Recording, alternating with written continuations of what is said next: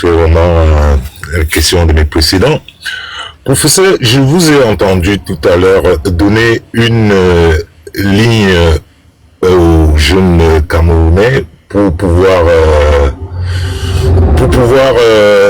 obtenir quelque chose de meilleur, un Cameroun meilleur dans les années à venir. Ma question est toute simple. C'est que aujourd'hui, le Cameroun, nous sommes à la veille d'une élection présidentielle. Pour vous, quel conseil, parce que vous nous avez parlé de la souveraineté totale du Cameroun, quel conseil pourriez-vous nous donner, nous Camerounais qui voulons un Cameroun meilleur? C'est-à-dire, quel est le choix? Parce que vous avez dit, vous êtes parents, vous avez fait votre part, c'est aux générations futures d'assumer pour que nous puissions sortir de cette colonisation. Il y a beaucoup plus. À quel conseil? Après quel conseil? Je n'ai pas suivi. Je disais donc que nous sommes à la veille d'une élection présidentielle et je crois que vous êtes mieux placé, connaissant bien le Cameroun, vous êtes peut-être mieux placé pour nous aiguiller à faire un choix, quoi. Parce que aujourd'hui, vous nous avez parlé de sortir du système néocolonial. Mais cependant, on a une multitude de candidats face à nous. Vers quel candidat pourriez-vous nous orienter par rapport à cette élection? D'accord, ok. On va voir lorsque les candidatures seront ficelées. Mais l'une des choses que j'espère être à mesure de faire, c'est de vous proposer une plateforme minimale sur laquelle chaque candidat doit s'engager avant que la jeunesse des médias valide cette plateforme sur laquelle ils doivent s'engager avec les délais. Ils disent qu'ils vont faire ça. On va mettre des choses, je dis n'importe quoi. Il faut que tu dises si tu sors ou pas du CFA. C'est oui ou non, il n'y a pas le discours. Je dis quelque chose comme ça. 2.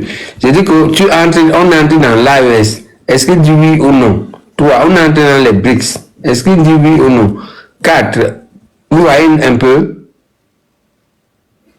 Vous me suivez? Oui, je vous suis, professeur. Vous avez de vous proposer une plateforme comme ça. Que vous aussi vous engagez, vous acceptez la plateforme là ou pas, avant que nous on nous propose des candidats. Et on va voir ceux qui acceptent ça. C'est là, nos choix porteront, c'est ceux qui vont accepter ça. À ce moment-là, on dit, bon, donne-nous des délais. La monnaie là, tu as pris ça en combien de temps? Tu as fabriqué quand? Peut-être des choses comme, bon, on rompt les relations diplomatiques avec la France, sauf si elle donne des gaz qu'elle ne perturbe pas. Des choses dures comme ça, et on voit si les gens veulent. Merci beaucoup pour ça. Il y a beaucoup de demandes en bas. Donc, en fait, pour moi, ce n'est pas une question d'homme. C'est une question de projet et de profil en termes de capacité à exécuter ce projet. C'est les deux éléments qui comptent pour moi. À ce moment-là, ça peut être une chèvre, ça peut être un Superman. Votre journaliste plie les yeux quand je dis une chèvre. Ça peut être un Superman. Voilà. Oui, professeur, nous allons passer à la parole. Tonton, c'est votre question à votre micro. Ma réponse est un peu réponse. C'est une bonne question. Je posais des questions. Est-ce que j'ai répondu un peu? Allô? Oui, professeur. Je crois que la question, vous y avez répondu. Vous y avez répondu, professeur. Je crois qu'il y a une autre personne qui est montée pour poser la question. Okay.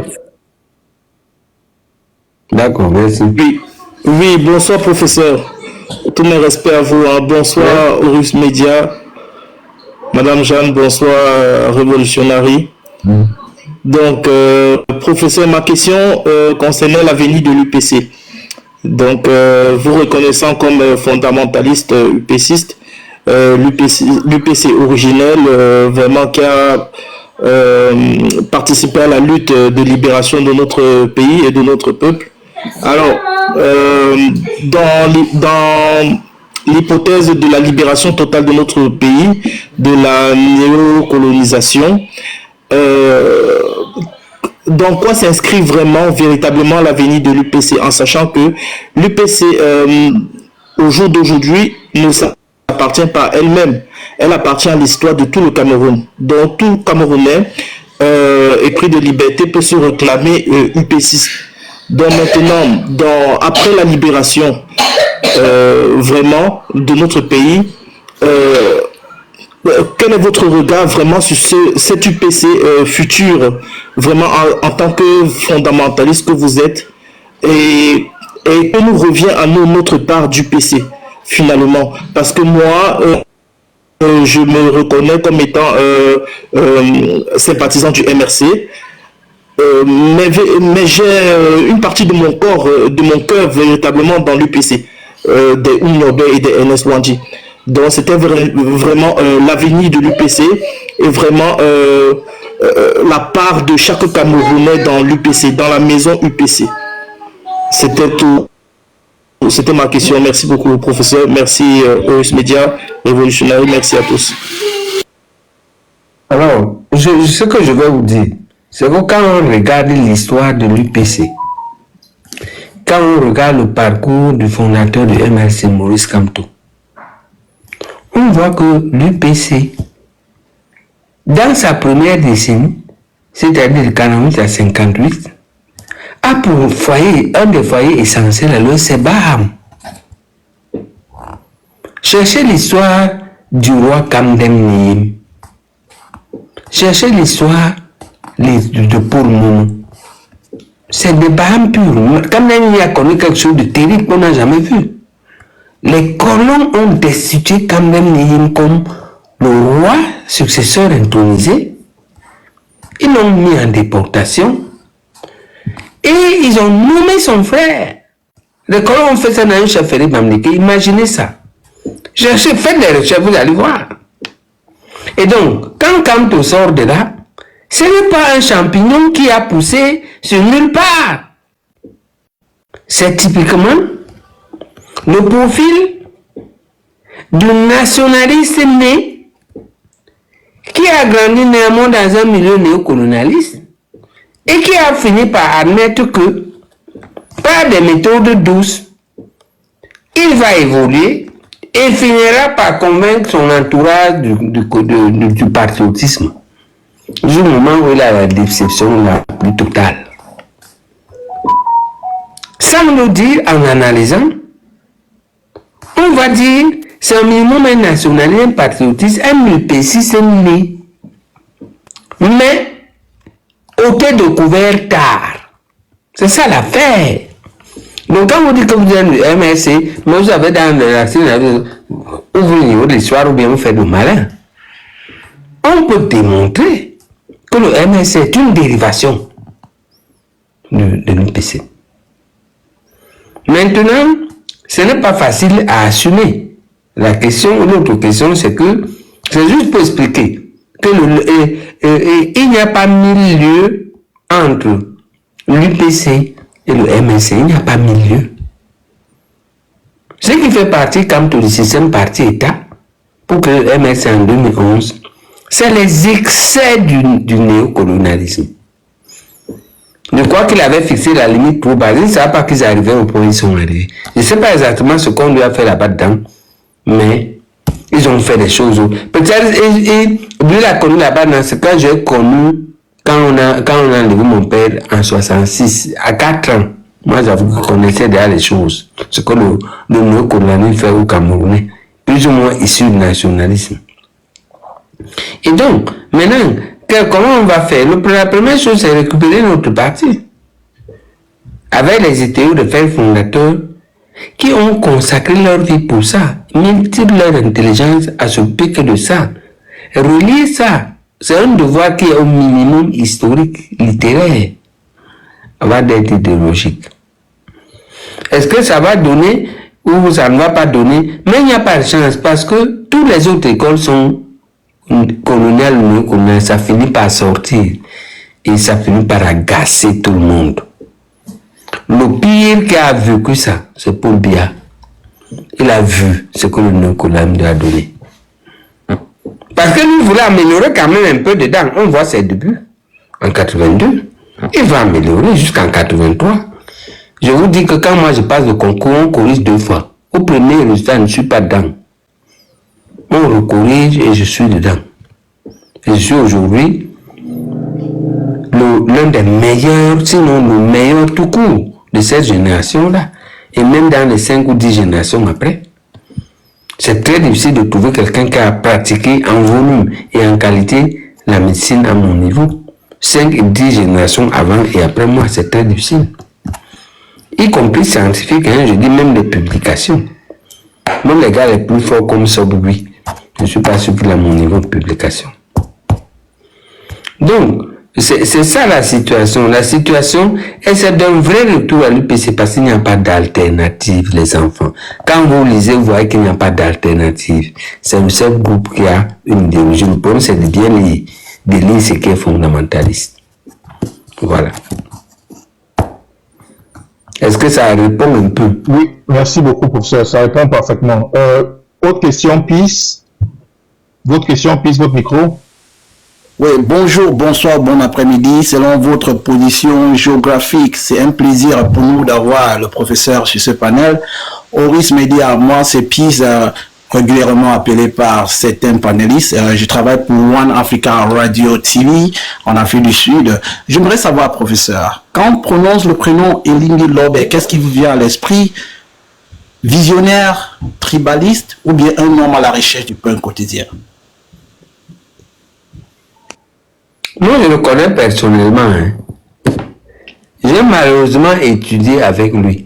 Quand je termine mes études en 89, pendant que j'attends l'affectation au début 90, c'est là où on les arrête pendant les congés de Noël. Pour avoir manifesté une manifestation là-bas qui était relative au restaurant, quelque chose, je ne sais pas quoi. Une arrestation purement arbitraire. On les met à Americanos à Coron. Et avec son ami Betimo, qui était en même temps moi, mon ami et frère, Jojo, c'est de là que suspension par-ci, suspension par-là, il est suspendu et je crois qu'il a la licence plutôt en Afrique de l'Ouest. Donc je ne connais personnellement Elimbi. S'il m'appelle là, que vient, je n'ai pas besoin de lui demander pourquoi. Je vais d'abord. Pour vous dire, non, Elimbi n'est pas riche, mais il n'est pas un mendiant. Il a ses convictions. Sa base de départ idéologique est la Bible. Mais elle est sincère. Je ne pense pas qu'il est alimentaire.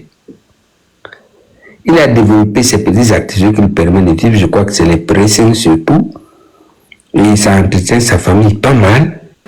Elimbi n'est pas un mendiant. Vous pouvez le croire. Si le mandat nous a trompé sur... Écoute, on se sépare en 90. 90-2024, ça fait 34 ans, non? Vous pouvez cacher pendant 34 ans, puis on se retrouve dans les médias après, hein? Dans la lutte politique. Il n'est pas riche, mais il n'est pas mandant. Parce qu'il faut savoir, ce qui fait céder les gens, ce qui fait la mendicité politique, c'est pas tant la pauvreté, il y a des pauvres heureux. Il y a des riches mendiants. Parce que la riche devient un vice. On ne sait plus où arrêter. On en veut toujours plus. Et on mendie toujours plus. Mais par contre, un homme sincère, la sincérité est une vertu qui est fondamentalement naturelle, mais un peu aussi acquise. Mais il faut la développer pour savoir résister à la famine. Et Elimbi sait résister à la famine. Voilà. Bon, maintenant, comme tout est humain, il peut de temps en temps se tromper. Mais il est d'abord un homme sincère. Je peux le dire parce que je le connais personnellement dans la durée. Je peux même vous dire qu'il aime la vie. La Java, là. Quand on a en 90, là, quand on le tue, vous savez, on l'attrape. On l'attrape à une fête d'anniversaire à Douala. Pour dire, il est fêtard. Mais pour ça, il ne va pas corrompre les idées de fond. Voilà. Ben, qu'en dites-vous de ces propos devant les chaînes de télévision? Nous constatons depuis quelques années des propos que certains trouvent quand même pas appropriés pour l'unité nationale. Professeur? Bon, je ne sais pas de quel propos, mais je voudrais que vous lui accordez l'excuse d'analyser bien ses propos, pour comprendre qu'est-ce qu'il veut dire, pourquoi il le dit. De ne pas supposer qu'il est mendiant tout de suite. Je crois qu'il a suffisamment de conviction pour trouver que même le peu d'argent comme pour lui donner ne suffit pas pour tordre la vérité. Ça m'étonnerait. Je le connais de près.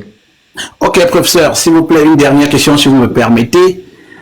Aujourd'hui, nous constatons que le tribalisme au Cameroun est plus, je dirais quoi, est plus exacerbé par les Camerounais de la diaspora. Et nous constatons aussi que parmi ces personnes qui pilent la toile avec le tribalisme, certains ont traversé le désert. Et j'aimerais savoir, selon vous, qui est notre papa, selon vous qui avez vécu dans ce Cameroun, selon vous qui avez vécu dans ce continent occidental, l'Europe, qu'est-ce qui peut pousser un jeune qui a fui la misère, un jeune qui a fui la pauvreté, un jeune qui a fui la précarité, à pouvoir tenir des propos pareils, la haine de son propre frère, la haine de l'autre, tout simplement parce qu'il est d'une autre tribu. Selon vous, dites-nous un peu, avec votre expérience, dites-nous un peu. Qu'est-ce qui n'a pas marché?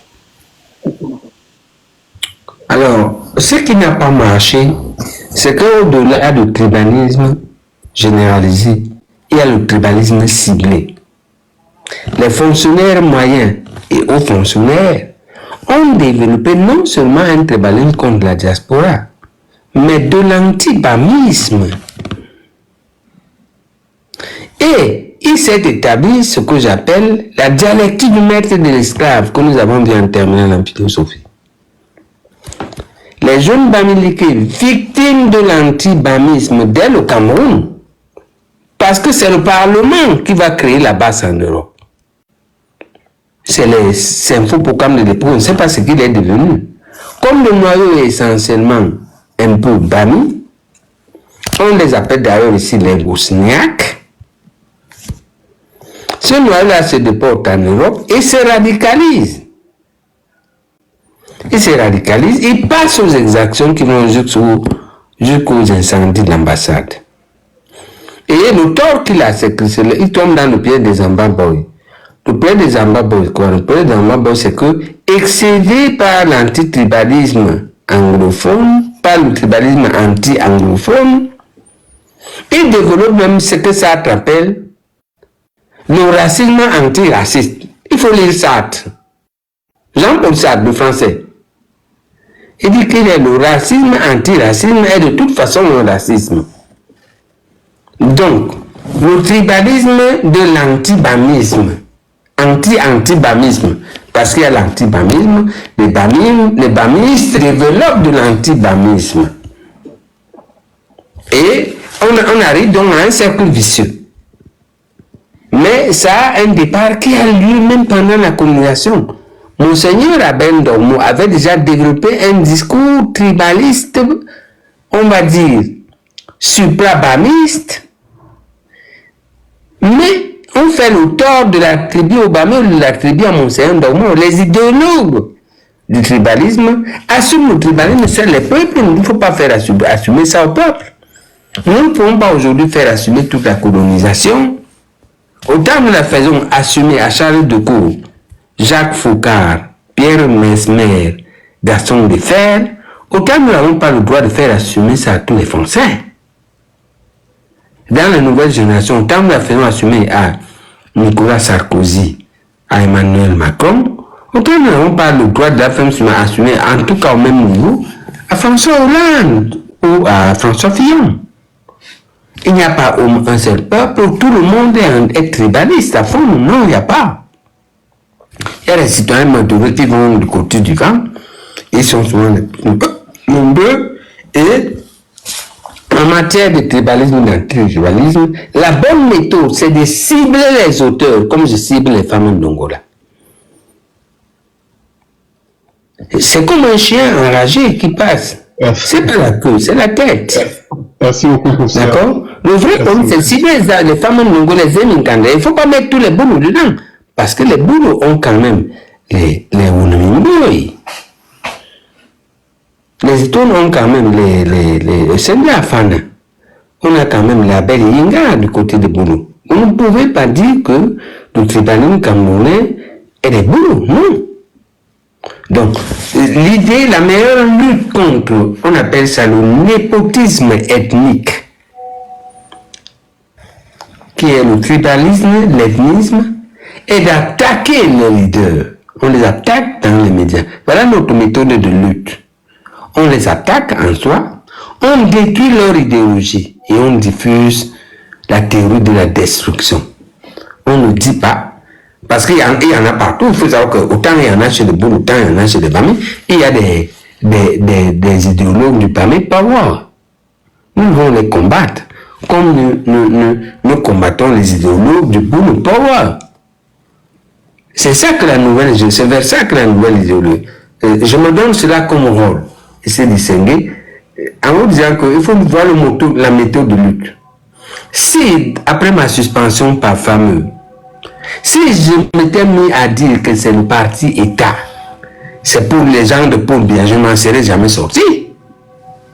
Mais j'ai bien disséqué que là, celui qui a signé ces fameux, à l'époque, j'avais mis le recteur dedans pendant 2 ans. Il dit que c'est le recteur de lui. C'est eux que j'ai traduit au tribunal, je n'ai pas traduit l'État du Cameroun. En entendant, sauf lorsque c'était nécessaire. Mais dans la lutte du front médiatique, c'était clair que c'était l'homme fameux. Je ne peux pas mettre l'homme fameux dans le RDPC. Il est membre du RDPC, mais il n'a aucune ordre de mission de RDPC. Il est membre du gouvernement Biya, mais il n'a aucun ordre de Paul Biya. Au contraire d'agir contre les lois de Paul Biya. C'est lui que j'attaque. Tout le monde était muselé. Et du coup, du point de vue tactique, j'ai un seul adversaire. Monsieur, regardez comment, là où je gagne. J'ai un seul adversaire, pour moi un argument, puisqu'il est nul. Il est pour moi un argument, là, clairement. Merci. J'avais tous les arguments. J'étais pour, lui n'a que de l'argent. Mais comme c'était médiatisé, les magistrats sont chauds pour contourner. Et c'est comme ça que je gagne. Je pense que nous devons apprendre à distinguer. Merci beaucoup. D'accord, nous devons savoir que le modèle mondial de cela fut chez les nazis, Gödel. Il faut lire Gödel. C'est Gödel qui était l'idéologue d'Hitler. Après ça, bon. Mais c'est Gödel. Sinon, on ne peut pas mettre tout l'Allemagne dedans, on ne s'en sort pas. Si le monde, l'Europe perd l'Allemagne, l'Europe perd tout. Merci ok beaucoup, professeur. Merci beaucoup. Merci beaucoup. Ça répond un peu. Absolument, professeur. Ça répond clairement à la question. Professeur, nous allons prendre encore quelques questions avant de vous laisser vous opposer.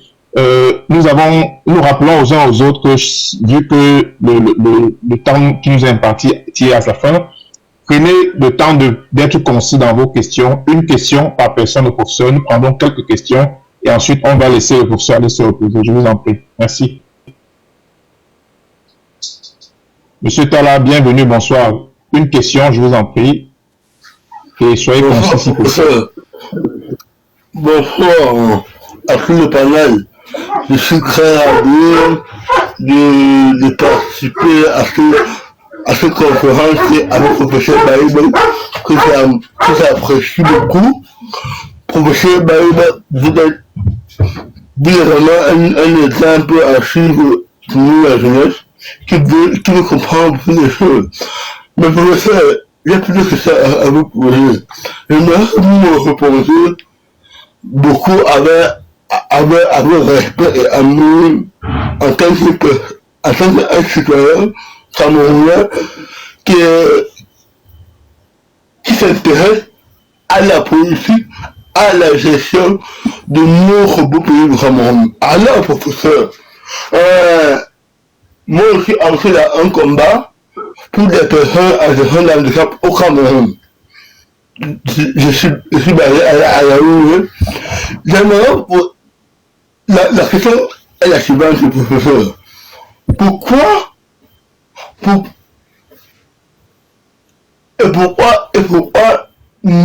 notre gouvernement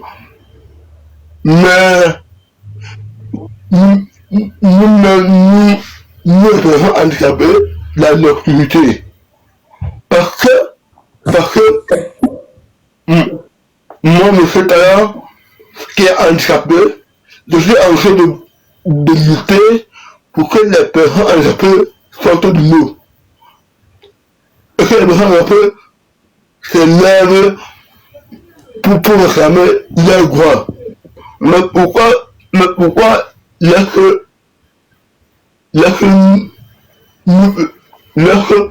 nous faisons ça, moi, je fais ça pour les personnes handicapées, on peut toujours nous retourner à la mendicité, aux personnes qui ne peuvent pas, aux personnes qui ne peuvent rien apporter à la société, au peuple camerounais. Alors, je me bats corps et âme pour les personnes handicapées au Cameroun. C'est ça ma raison, professeur.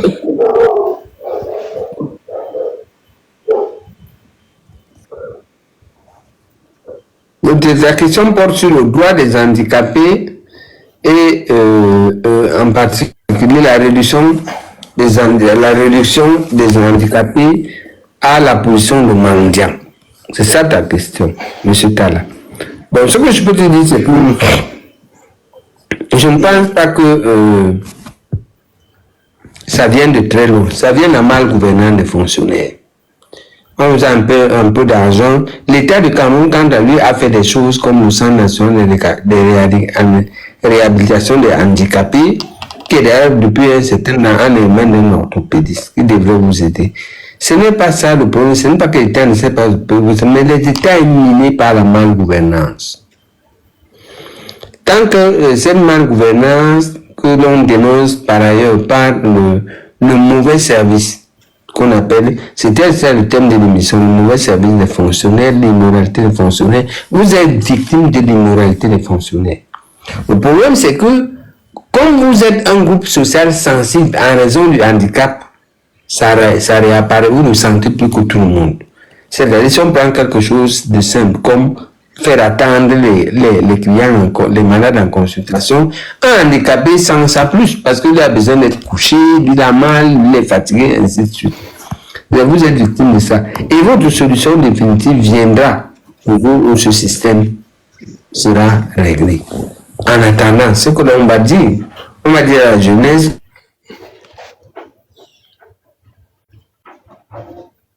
monsieur le professeur, liberté que vous êtes. Si vous avez une organisation quelque part, vous pouvez inviter pour quelque chose, pour renforcer vos idées, on peut faire une solidarité. On peut dire à Horus Média d'organiser une solidarité pour vous. Ça, c'est ce que nous ferons à notre niveau. Pour vous capaciter de manière à vivre chacun de son activité pour être le moins mendiant possible. Voilà. Ce que là, on peut faire. Moi, je crois que vous devez prendre contact avec Horus Média pour voir si Horus Média peut organiser des cadres pour vous, spéciaux, peut-être des cadres des émissions spéciales pour vous. Voilà. Mais le problème ne sera pas résolu tant que le système là sera en place. Voilà, merci. Monsieur Tan. Merci, professeur. Monsieur le professeur, moi, qui est sur le terrain, j'ai remarqué que le système en place,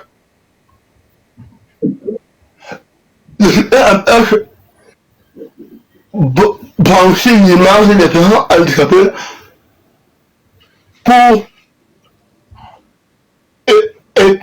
pour en fait escroquer le monde entier de la visibilité. Moi, je m'explique. Mon association s'appelle Association Handicap Espoir Cameroun.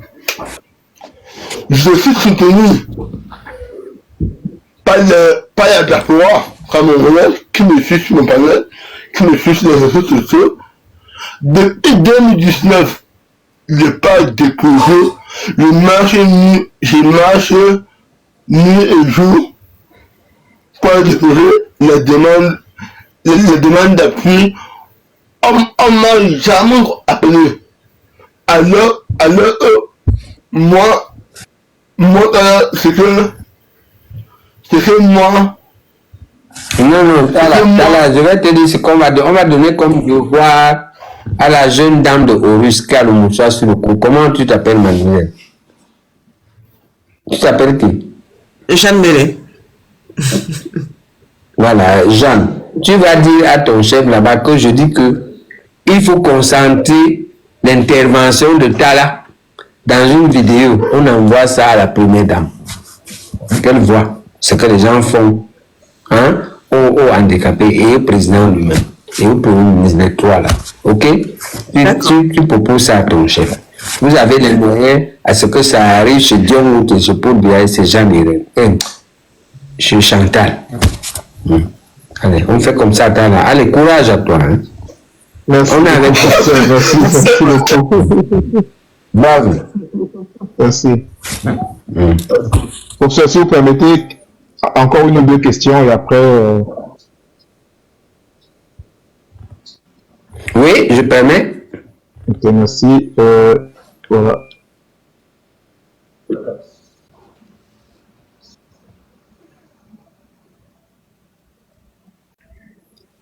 Max.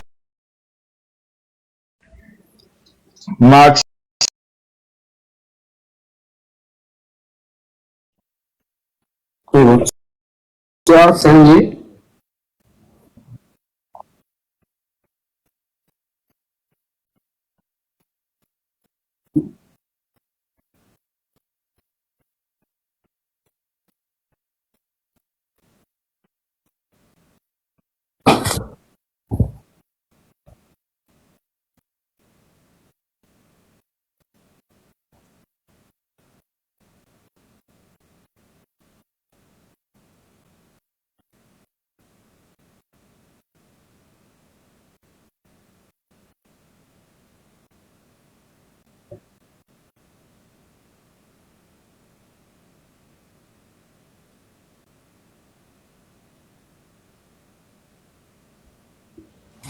Bon, je vais d'abord vous dire que la plupart de ces pétitions sont fausses. Celle-là, je crois que celle-là, je l'avais vue. Elle ne s'intéressait pas à moi. Elle s'intéressait aux agrégés. C'était le niveau.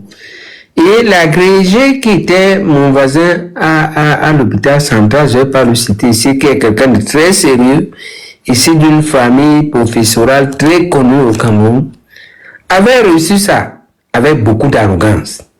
Les gens sont venus l'imposer pour signer ça. Il a refusé. Quand on est allé voir son frère aîné des ministres, il a dit que notre père nous a dit que chacun fait les choses selon ses convictions. Vous ne lui avez pas demandé son avis, lui a amené seulement un truc à signer.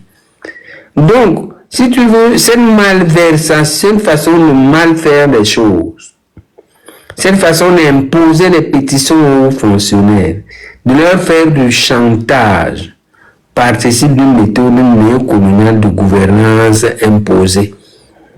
C'est souvent un ou deux leaders qui, pour aller faire figure de leader au niveau du parti, au niveau de la présidence, initient ce genre de bêtises. C'est une vraie bêtise en bande organisée.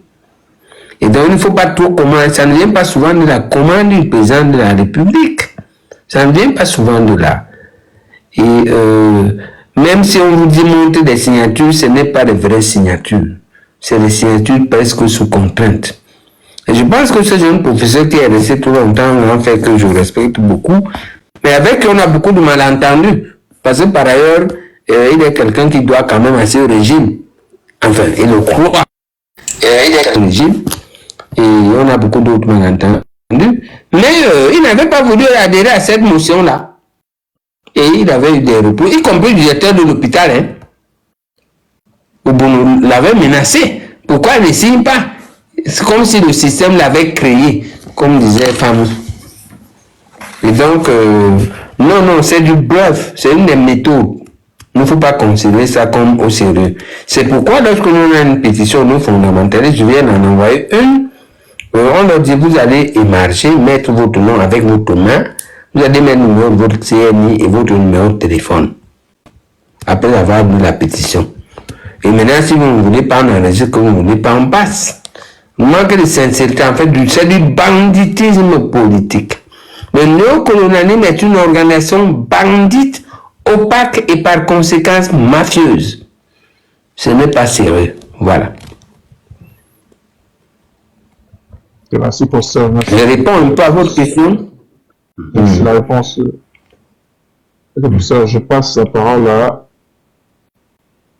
Sekassol. Sekassol, vous avez la parole. Une question, je vous en prie. Ok. Bonsoir, grand prof. Bonsoir. J'ai une question peut-être avec 2 ou 3 volets.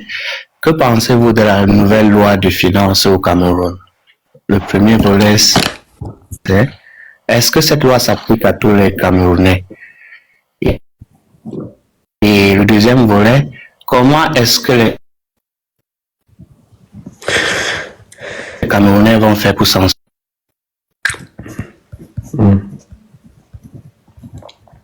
Sekassol, votre micro. Posez la question rapidement, je vous en prie, votre micro. Vous êtes muté là. Oui, j'ai déjà posé la question. Qu'est-ce que le prof pense de la nouvelle loi de finances au Cameroun? Et le premier volet, est-ce que cette loi s'applique à tous les Camerounais?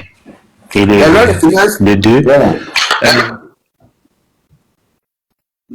s'il vous plaît, comment est-ce que les Camerounais vont faire pour La s'en troisième sortir question. avec cette- Comment est-ce que les Camerounais vont faire pour s'en sortir avec cette nouvelle loi? D'accord, merci beaucoup. Alors, la nouvelle loi de finances, elle est mauvaise. Non pas parce que je suis un spécialiste des lois, mais parce qu'elle crée un tollé énorme ici au Cameroun. Et le tollé énorme a poussé le ministre des Finances à venir reculer sur l'un des volets essentiels. C'est lui de la diminution des redevances qui implique que le carburant va augmenter. Moutazi est venu reculer, je l'ai dit à Equinox dimanche. Bon, et c'est déjà bien. Je vais féliciter, elle dit que, écoute, c'est bien. C'est ça la démocratie. La démocratie, c'est que le gouvernement émet des lois. Ceux qui s'opposent aux lois lorsque les lois ne sont pas bonnes. Et ceux qui le gouvernement acceptent de reculer quand ils vérifient. C'est pas bon.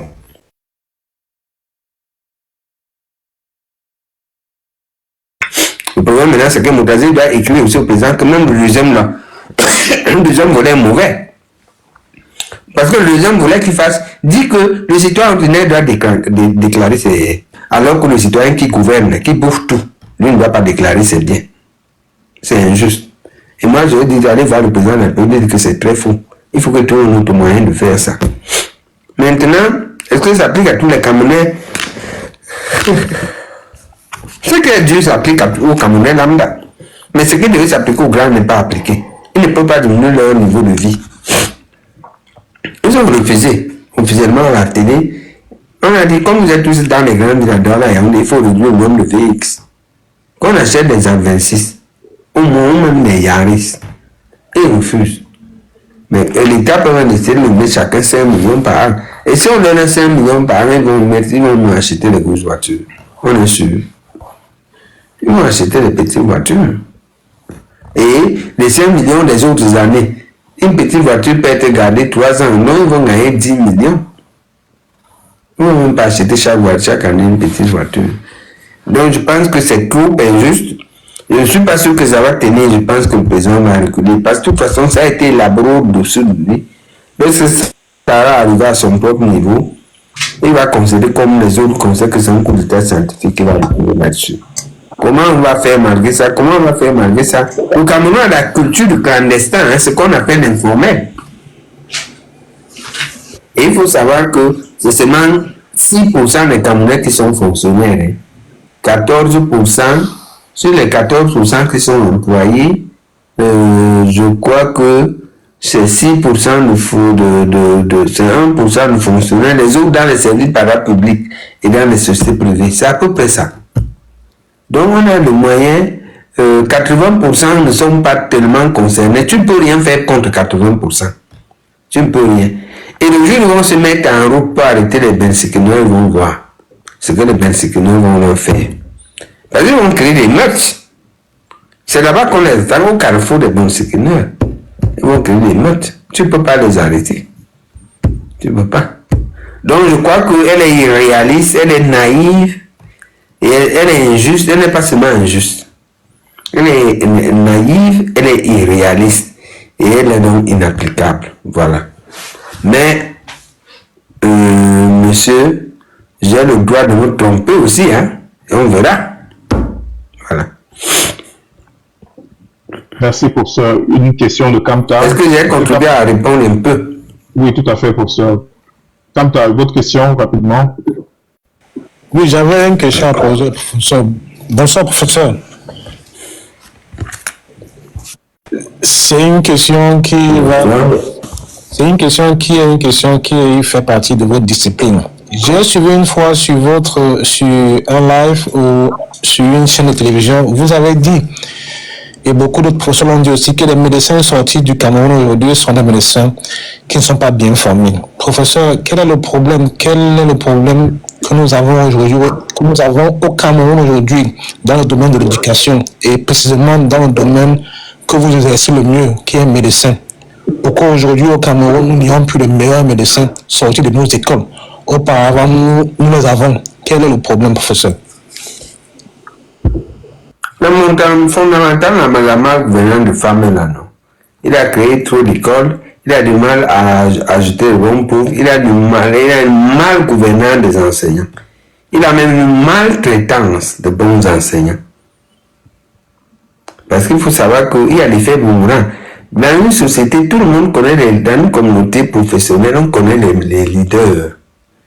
Et ils sont naturellement leaders par leur capacité et leur qualité de travail. Quand vous les frappez, il faut savoir que vous déstabilisez la plupart des autres. Femme va payer trop cher ma suspension. Trop cher. C'est ça qu'il paye, en fait.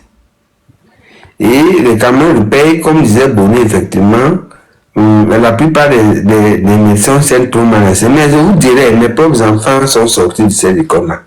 Et ce que je leur ai dit lorsqu'ils étaient inquiets, c'est que je vous ai dit au début d'une émission aussi, je vous ai dit, la formation en post-gradué dépend au moins à 50% de l'étudiant lui-même. Au moins. Il y a le système où la part de l'institution qui est inférieure à 50% peut descendre jusqu'à 20%. Et puis tu travailles, et puis, d'accord? Donc là, tu compenses cela par l'engagement personnel. Si l'État t'a donné un endroit qu'on appelle amphithéâtre, on n'enseigne pas là-bas, tu lis. Tu lis dans les livres, tu lis dans les sites internet, tu lis dans les livres électroniques. Et à l'hôpital pour aller à l'application, tu vas là-bas, tu es derrière un docteur, tu vois comment il applique. Si tu multiplies ça, tu fais ça, au moins tu es un type moyen. Maintenant, le problème se pose chez le type qui, lui, au départ, était très moyen. Lui, quand on l'arrête par la main, il ne peut pas faire quelque chose. C'est lui qui sort en brouillon. C'est ça que je dis à mes propres enfants qui ont la chance d'être eux particulièrement brillants et disciplinés. Mes enfants biologiques, mes neveux, mes nièces, j'ai beaucoup d'enfants comme ça. Ce que je leur dis, l'école n'est pas bonne, on s'en fout. Toi, tu es bon, tu travailles plus, tu lis plus. Tu fais plus à l'hôpital. Pendant les vacances, tu viens me voir. Je te place dans un bon hôpital avec des objectifs précis. Vous comprenez? Donc, malgré cela, les médecins qui vont continuer à être bons. Mes enfants, quand ils sont allés en spécialisation à Dakar, toute l'école les a appréciés. On se demande si c'est de ce Cameroun dont je parle qu'ils viennent. Pourtant, ils sont bienvenus de ce Cameroun. Simplement, il y a des mesures spéciales qui sont prises et il faut encourager les parents et les étudiants eux-mêmes à prendre ces mesures spéciales, travailler plus, rattraper par des stages nocturnes, remplacer par des stages pendant les vacances et bien préparer ses examens. Voilà. C'est-à-dire que même la Palestine avait les études de médecine pendant la guerre. On n'a pas fermé les écoles de médecine depuis le 7 octobre à Israël. Donc, comment font-on pour faire les études de médecine pendant la guerre et de considérer que vous êtes en guerre au Cameroun? Essayez d'étudier un peu plus. Voilà. Est-ce que je contribue à répondre? Merci beaucoup, professeur. C'était tout pour les questions pour ce soir. Merci beaucoup pour votre temps, professeur. Okay. Allez, bonne soirée. J'attends que vous m'envoyez l'émission retouchée. Avant de diffuser, vous nous faites des retouches, non? On a le même peu, il y a les ordures. On va télécharger. Jeanne. On va télécharger l'émission et on va faire des découpages. Donc, je vais juste conclure. Si vous voulez juste rester quelques petites minutes de plus. Donc, juste pour les auditeurs. Alors, après cet entretien avec le professeur Baïbek, j'espère que vous avez appris beaucoup de choses sur les mots qui minent notre environnement. Et nous vous annonçons que nous avons quelques exemplaires du livre du professeur, Le hamburger, c'est quoi? Nous avons des exemplaires à faire gagner. Nous allons vous donner les modalités dès que nous les établirons. Comme ça, vous pourrez avoir des exemplaires et savoir exactement ce que le professeur veut vous transmettre à partir de ses écrits. Alors moi, par rapport à cet entretien de ce soir, j'ai eu comme idée de faire une lettre à mon pays, une lettre à ce Cameroun que nous aimons tous, une lettre d'amour parce que nous aimons ce pays et une lettre de rupture avec les mauvaises habitudes. Donc j'ai mal à mon pays. Cameroun. Par le sang de mon père et le sein de ma mère, je suis ton enfant. Par la terre, par l'eau et par la nature si belle, tu m'as nourri de richesses inestimées. Par la vie et le hasard, par les choix, tu m'as guidé, aiguisé mon chemin, affûté mes armes. J'ai grandi sous tes ailes protectrices.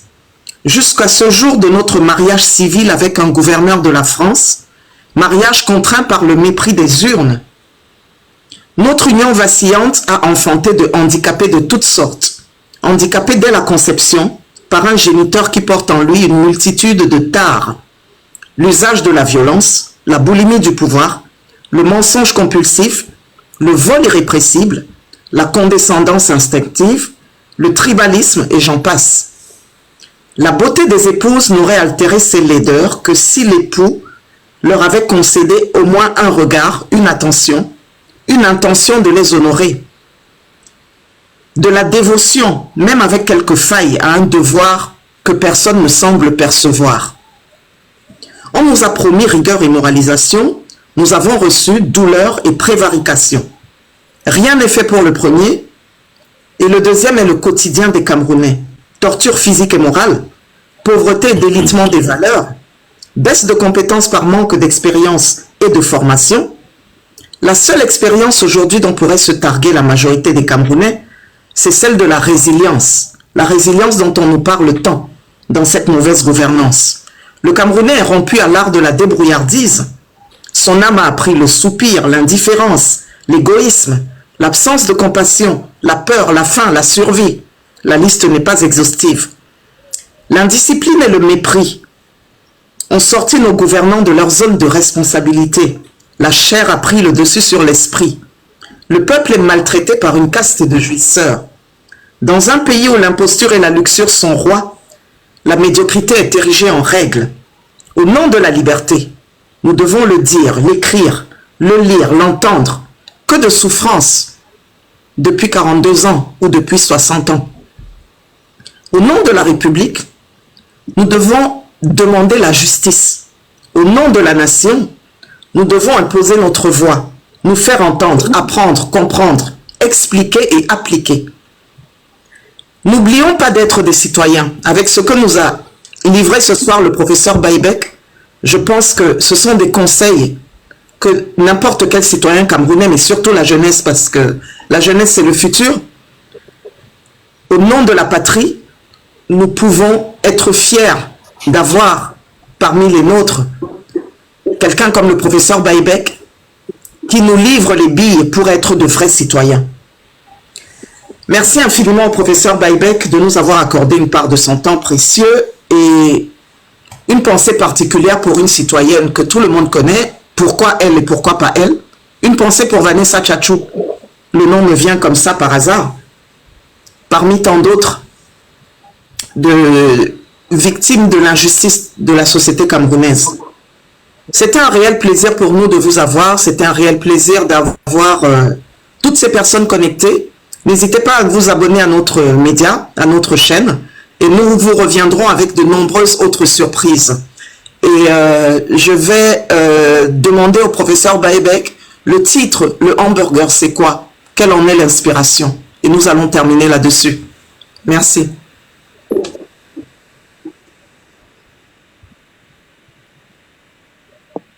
Le titre de quoi? Le titre de votre livre. Jeanne. Oui, le titre de votre livre. Ah, le hamburger. Le hamburger, c'est quoi? C'est le prérequis pour le jeune qui veut réussir sa vie. Voilà. Justement, parce que entre le sous-titre et le titre, on se demande où est la relation, en fait. Donc, c'était surtout pour savoir... La relation vient du fait que c'est l'histoire. En réalité, je ne suis pas écrivain de la littérature classique. J'ai beaucoup écrit, mais en médecine. J'aime dans la littérature classique parce que, après cette émission, je demandais ce qu'était le hamburger. Ça m'a collé à la peau. Les jeunes dans toutes les rues, et je n'arrivais plus à marcher. Et, ok. Comme c'est comme ça, je vais vous expliquer en détail ce que je vous dis pour me laisser tranquille. Maintenant, je passe, on prend les selfies, on me demande. Si tu me demandes de valider, si tu veux me dire que tu n'as pas compris quelque chose dedans, ok. Je te donne mon numéro WhatsApp. Mais il ne faut pas me poser la question comme ça. Voilà pour comprendre ce que je voulais dire. Je voulais dire qu'à partir de rien, on peut faire une grande entreprise, à plus forte raison, vivre avec sa famille. Et je donnais maintenant de cette prérequis qui permet d'atteindre cela. C'est ça que j'appelle réussir. Voilà. Merci beaucoup, professeur. Et nous vous souhaitons une excellente soirée. Et nous n'oublions pas de dire à nos auditeurs que vous reviendrez sur d'autres sujets, toujours pour éclairer la jeunesse et pour faire avancer ce Cameroun que nous aimons tant. Bonne soirée à tout le monde. Au revoir. De même à vous, le plaisir sera toujours partagé. Merci beaucoup. Merci à vous, professeur.